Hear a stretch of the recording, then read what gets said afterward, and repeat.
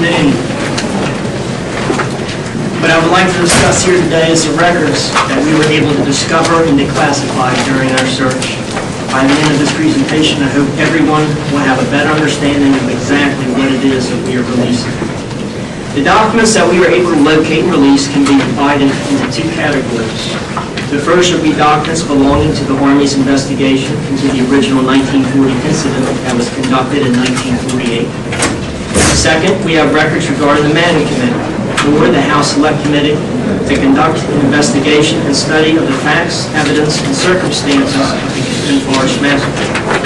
This committee was formed in September of 1951 and concluded their investigation in December of 1952. Most of the documents that we have declassified belong to record group number 319, records of the Army Chief of Staff. The majority of documents belonging to other record groups, such as those of the Department of State and the other armed services that were located and declassified, also fall into the two categories previously mentioned. Beginning in March of 1948, a detachment from the Army's 970th Counterintelligence Corps began an investigation into the Katyn Forest Massacre. This detachment was able to conduct interviews concerning the incident and collect valuable statements from several eyewitnesses. These included former German officers, such as General Gunther Blumentritt, who was Chief of Staff of the 4th Army, which originally captured the Smolensk area when Germany invaded the Soviet Union in 1941.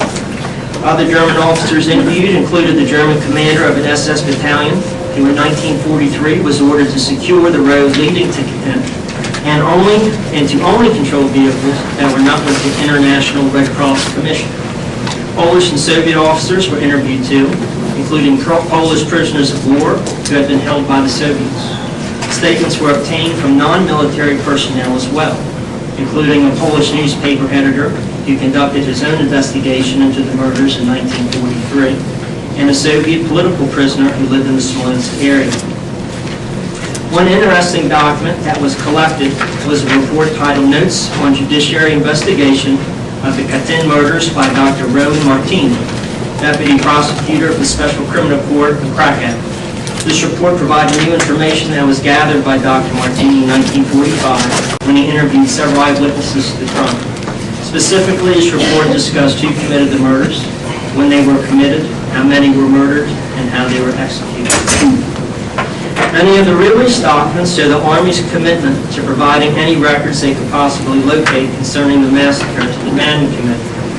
The long list of transmittals and memorandums also show what they provided and when, detailing the long paper trail for evidence. Unfortunately, there was one report that went missing during the search for Katyn-related documents. It's become known as the Van Vliet Report. Lieutenant Colonel John Van Vliet was one of the captured officers who was taken to the murder site to witness the German investigation. On May 22, 1945, Van Vliet dictated a report for Major General Katyn, Assistant Chief of Staff of G2. According to General Bissell, a few days later on May 25th, he mailed this report to Brigadier General Julius Holmes, Assistant Secretary of the Department of State. The problem was that General Holmes did not, nor did anyone else in the State Department, ever received this report. Several of the documents being declassified discuss this issue and the fact that the report never surfaced from either Army's G2 staff or the State Department. There was one more document that proved difficult to locate, and that was an earlier report on the incident written in 1943. All the documents show that several of his reports were provided to the Manning Committee. One report by Army Colonel Henry Szymanski, specifically on the Katyn Forest Massacre, could not be found in a timely manner. The Navy, who was asked to search for this specific report, being that they had several of Colonel Szymanski's documents on file, replied in January of 1952 that they had searched their holdings, but that it could not be located. Eventually, this report was found, but only after an extensive search was conducted. Overall, even though G2 was having problems locating documents, the paper trail still shows an effort to supply the Manning Committee with what they were requesting, although it was not always in a timely manner. A document dated February 25, 1952 shows G2 apologizing for taking such a long time in identifying and forwarding documents to the Manning Committee. General Alexander Bowling wrote, "It is true that there has been delay in locating documents desired by the House Select Committee. to investigate the Katyn massacre. But this delay has not been caused by lack of effort or casualties. Rather, it is a result of the number and variety of subjects and the voluminous files existing in the Department of the Army, many of which are no longer under G2 scrutiny. In some instances, the Army could not provide the committee with documents due to their classification status. A document dated March 19, 1952, detailed how several documents could not be declassified or downgraded due to their sensitivity. When the Mann Committee concluded their investigation and issued their final report in December of 1952, the committee specifically mentioned Bissell and G2 in their conclusions. Item number 2 stated that the committee was sending their report and other documents to the Department of Defense so that they could determine if General Bissell needed to be punished. A document dated March 4, 1953 discussed whether General Bissell should be held accountable for his actions in handling the Van Vliet report, and if he were accountable, who should punish him, the Army or the Air Force, as General Bissell had transferred to the Air Force in 1948. In regards to G2, the concluding item of the Mann Committee states, this committee believes that the wartime policies of Army Intelligence, G2, during 1944 to 1945 should undergo a thorough investigation. Several newly declassified documents show that G2 discussed the possibility of being investigated and whether or not they should prepare for it. In a document dated January 23, 1953, G2 personnel received some friendly information from the Congressional Investigations Division that they should be prepared just in case an investigation was initiated. Several of the records also concern one Julius Epstein, a reporter who published a small case history in 1952 called The Mysteries of the Van Vliet Report.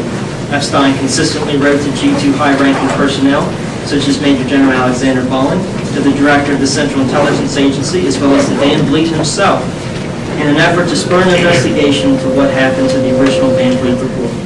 Documents show G2 conducting background investigations on Epstein with the help of the FBI, CIA, and even the Office of Naval Intelligence to determine if he had any other motives. It should be noted that our search only produced records on the Katyn Forest Massacre. While we tried to locate documents discussing the other murder sites located in Minsk, Kiev, Kherson, Kharkov, and Tver, unfortunately nothing as of today could be found. Also should be noted that the original Van Vliet report could not be found either.